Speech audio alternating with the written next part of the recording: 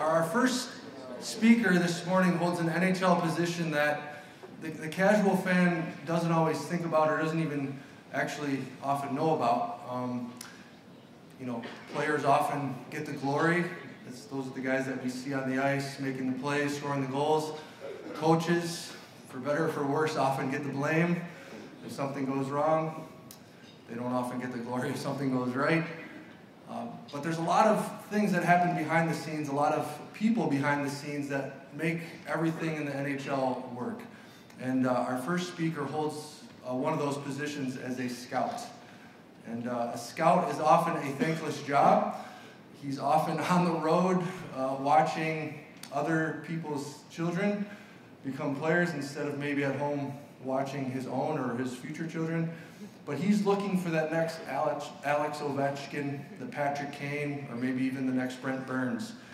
This young man, maybe he'll talk about it when he gets up here, but his father was already mentioned. Lauren played in the NFL and won 4 Super Bowls. We'll have to maybe ask him why he didn't pick football. He chose hockey instead. But he's an NHL scout with the Washington Capitals. He had the fortunate opportunity to win a Stanley Cup and actually spend some time with the Stanley Cup. So he's got an interesting story to tell, and he's going to be interviewed by a man named Paul Baxter. As we affectionately call him in hockey ministries, Baxy. He racked up over 1,500 penalty minutes in only 470-some games in the NHL. So he's a very tough man, but he's also a gentleman, which is awesome. And despite what the stats may tell you, he's not just a pugilist. Okay, he's actually knew the game because he spent 11 seasons after he was done playing coaching. And in fact, 3 of those seasons were here in San Jose as an assistant coach for the Sharks. So I'd just like to welcome Aaron Toews and Paul Baxter up for our first. Thanks a lot. I think it's pretty cool. That we have a resident of San Jose who's gone on to win the Stanley Cup. And Aaron, you want to show me your ring? It's pretty.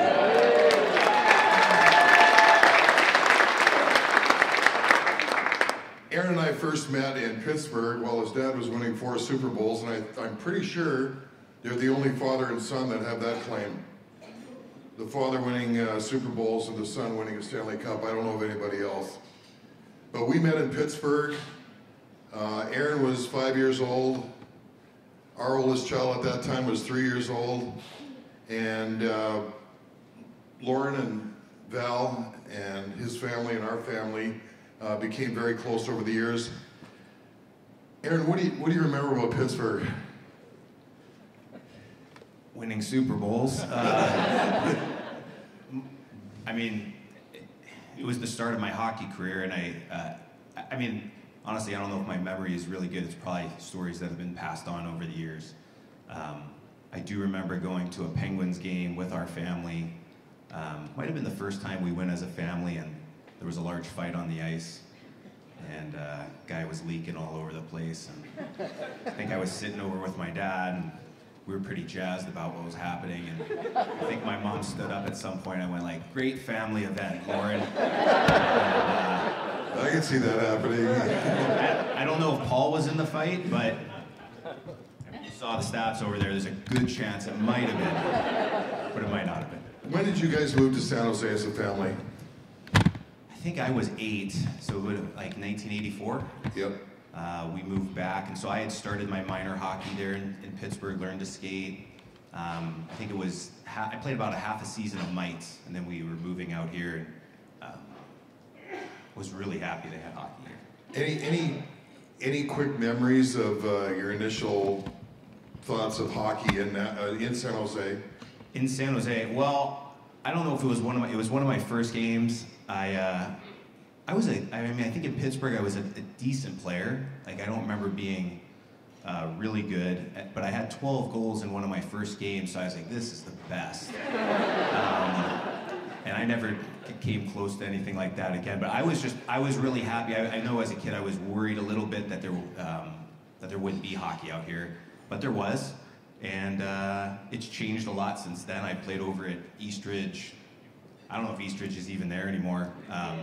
It is there, good. The rink's not, I know that. They had a rink in there, and that's where I played most of my minor hockey, was for the Santa Clara Blackhawks over at Eastridge.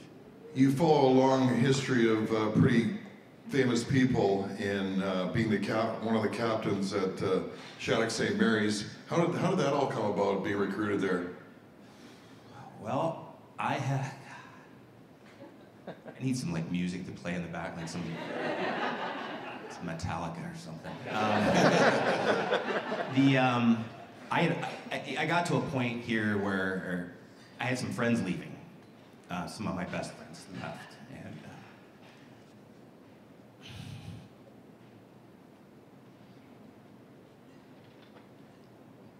it was well, my parents talked to you.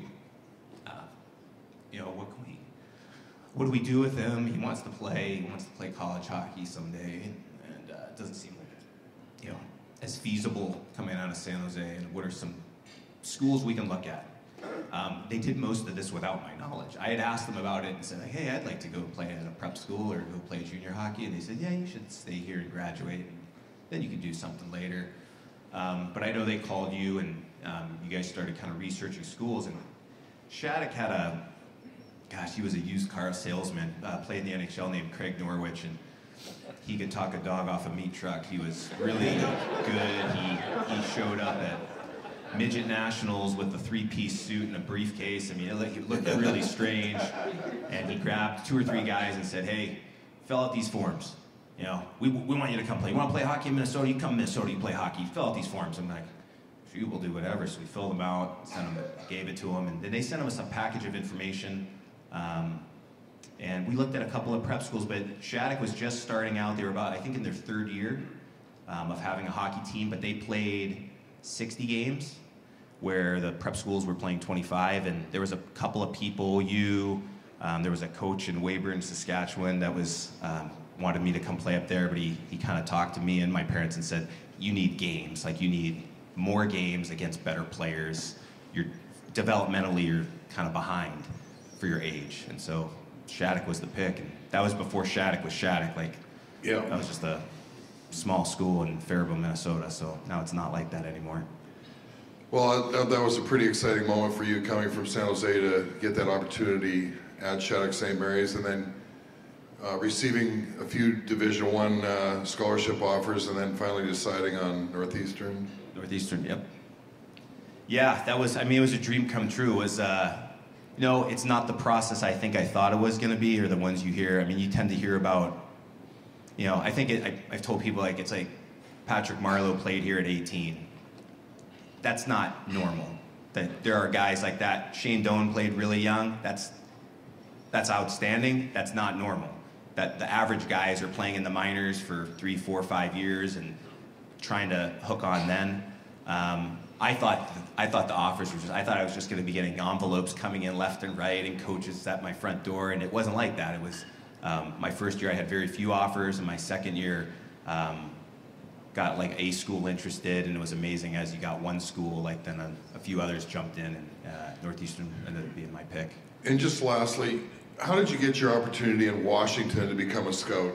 I know you had a coaching background in the United States Hockey League as a head coach with Chicago at a young age, but how did you get that opportunity to be an amateur scout with the Capitals? So when I was coaching, I coached at the USA Hockey Select Festivals, and a gentleman I coached with there who was also a coach in the USHL, we just became friends.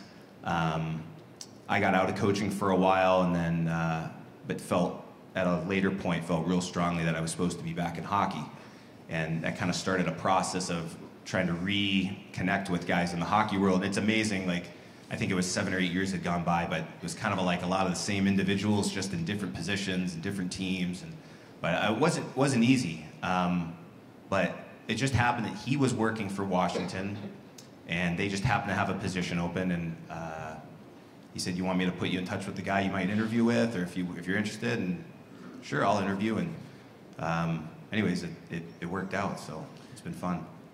And then just in closing up, let's talk a little bit about your faith history and your relationship with Jesus Christ and how that came about.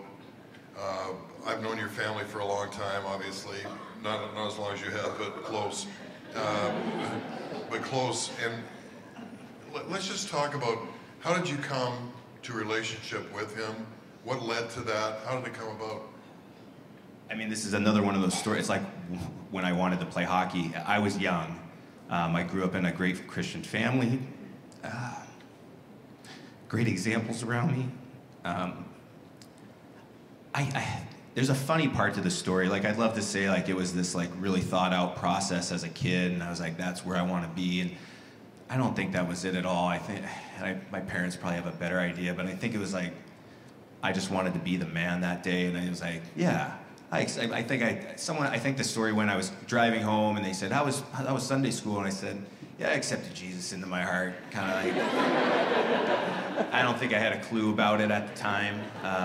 And I was probably not doing it for the right reasons, like based on my if that's how I reacted. But, and then you as you grow up in a Christian family and then your faith and you start digging into it. And, so my come to Christ moment wasn't probably the most exciting of my story, but. How about the growth? I mean, the most growth I think happens when you're going through the hard stuff. And,